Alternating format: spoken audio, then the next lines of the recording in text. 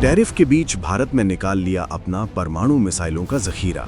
चीन छोड़ो, इस बार अमेरिका की कुर्सी भी हिल उठी। पहले सिर्फ K4 और K5 से खौफ खाता था दुश्मन, अब K6 और K8 की खबर ने उड़ा दी चीन के टाइप 096 की नींद।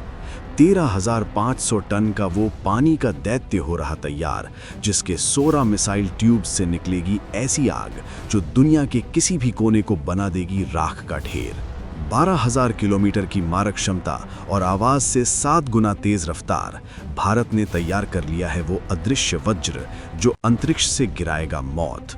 अक्सर दुनिया को लगता है कि भारत की ताकत सिर्फ अग्नि मिसाइलों तक सीमित है या फिर हम राफेल और तेजस जैसे लड़ाकू विमानों पर निर्भर हैं।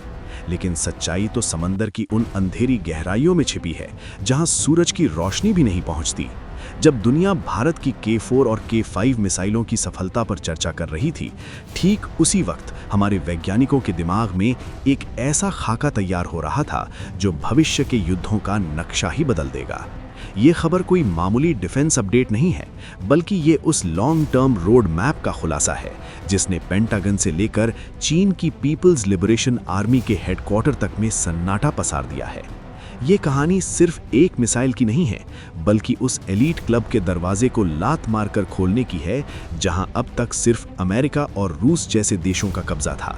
हम बात कर रहे हैं एक ऐसी तकनीक की, एक ऐसे विजन की जो भारत को सिर्फ एशिया का नहीं बल्कि पूरी दुनिया का ग्लोबल स्ट्राइक कमांडर बनाने जा रहा है। तो दोस्तों, आखिर क्या है K6, K7 और K8 जैसी शक्तिशाली परमाणु मिसाइलों का वो सच जिसे अब तक फाइलों में दबा कर रखा गया था?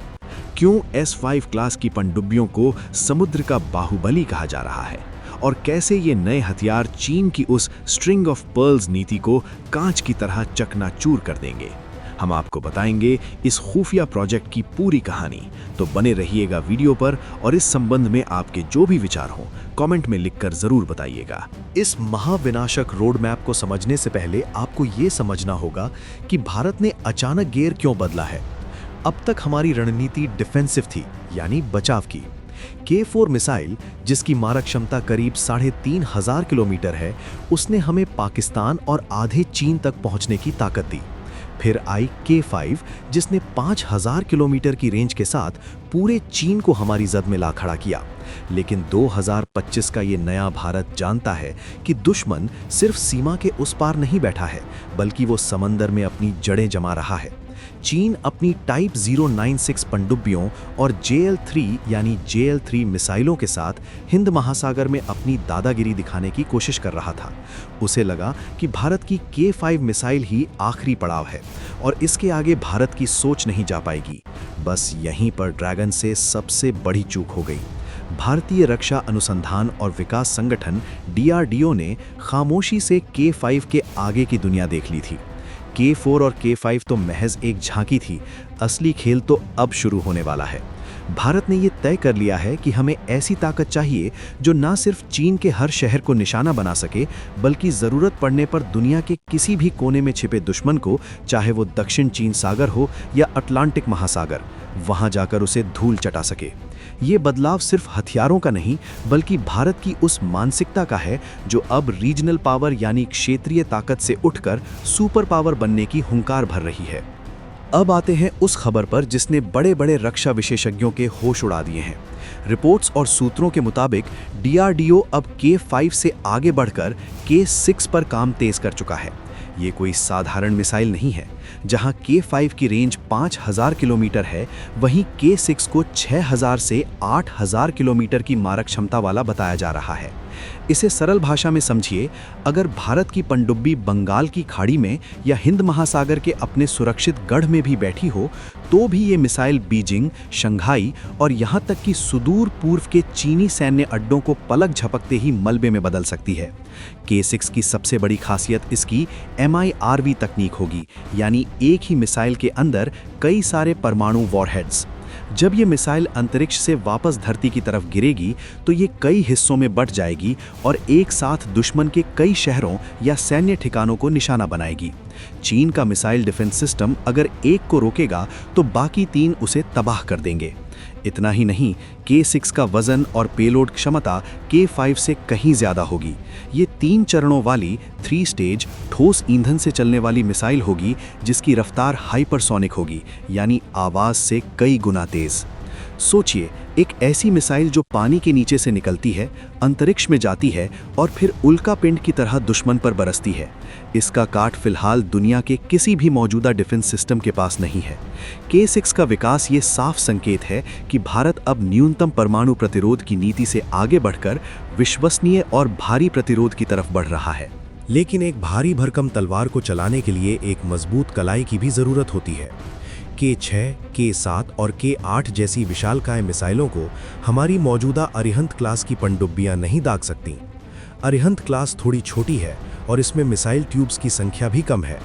इसीलिए भारत बना रहा है समंदर का असली बाहुबली, S5 क्लास की परमाणु पनडुब्बियां। ये प्रोजेक्ट भारत के समुद्री इतिहास का सबसे बड़ा और सबसे महत्वाकांक्षी प्रोजेक्ट है। जहां अरिहंत का वजन करीब 6000 टन है, वहीं S5 का वजन 13500 टन से भी ज्यादा होगा।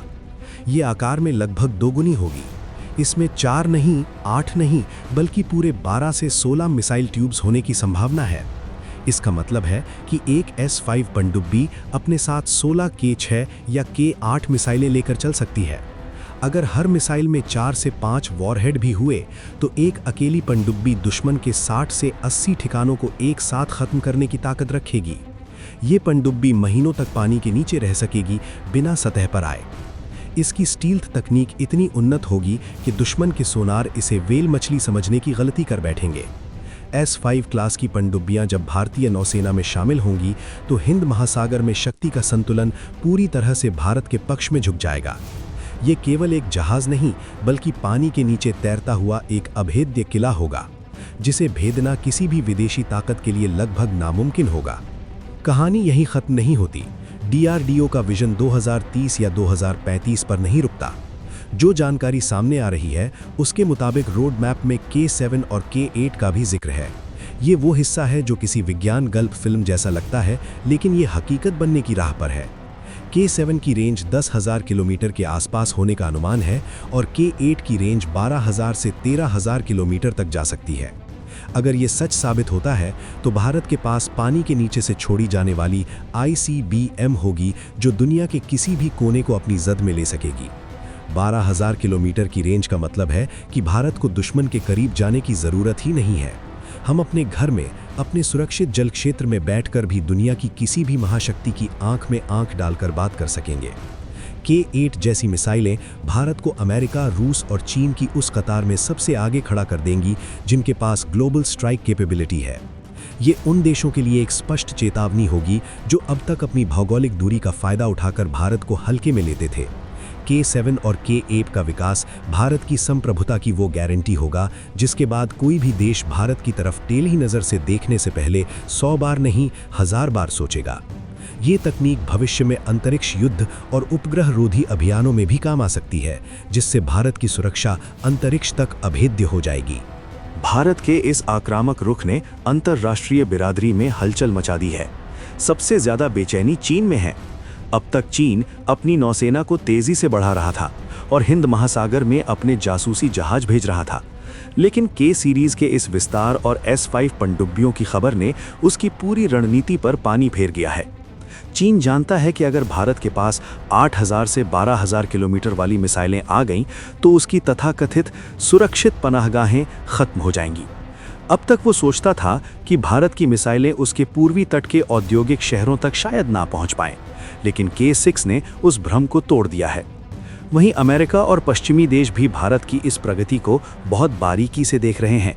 एक तरफ वे भारत को चीन के खिलाफ एक मजबूत साझेदार मानते हैं, लेकिन दूसरी तरफ भारत की ये आत्मनिर्भर और प्रचंड शक्ति उन्हें भी असहज कर रही है। वे जानते हैं कि एक शक्तिशाली भारत किसी के दबाव में नहीं झुकेगा। भारत का ये कदम ब्रिक्स और ग्लोबल साउथ के देशों में भी भारत का कद ऊंचा कर रहा है। ये संदेश साफ है, भारत अब अपनी सुरक्षा के लिए किसी और पर निर्भर नहीं रहेगा और ना ही अपनी शर्तों से समझौता करेगा। पाकिस्तान की तो बात करना ही बेमानी है, क्योंकि इस तरह की तकनीक और क्षमता उसके लिए किसी बुरे सपने से भी परे है। भारत अब उस लीग में खेल रहा है जहां मुकाबला सीधे वैश्विक महाशक्तियों से है। तो ये है भारत का वो अंडर वाटर रोड मैप जो आने वाले दशकों में दुनिया की सामरिक व्यवस्था को बदल कर रख देगा। K4 और K5 तो बस शुरुआत थी, असली पिक्चर तो K6, K7 और K8 के रूप में अभी बाकी है। S5 पनडुब्बियों के साथ मिलकर ये मिसाइलें भारत को एक ऐसी ब्लू वाटर नेवी और परमाणु शक्ति बना देंगी जिसका सूरज कभी अस्त नहीं होगा। हमारे वैज्ञानिकों की मेहनत और दूरदर्शिता ने आज देश को उस मुकाम पर ला खड़ा किया है जहां हम गर्व से कह सकते हैं कि हम सुरक्षित हैं, हम सक्षम हैं और हम अजेय हैं। समंदर की लहरें अब भारत की ताकत का गीत गाएंगी। आपको क्या लगता है, क्या K8 जैसी ग्लोबल रेंज की मिसाइलें भारत को संयुक्त राष्ट्र सुरक्षा परिषद UNSC में स्थायी सदस्यता दिलाने का रास्ता साफ करेंगी? क्या S5 पनडुब्बियों का निर्माण और तेज कर देना चाहिए? अपनी राय नीचे कमेंट बॉक्स में पूरी ताकत के साथ जरूर लिखिए।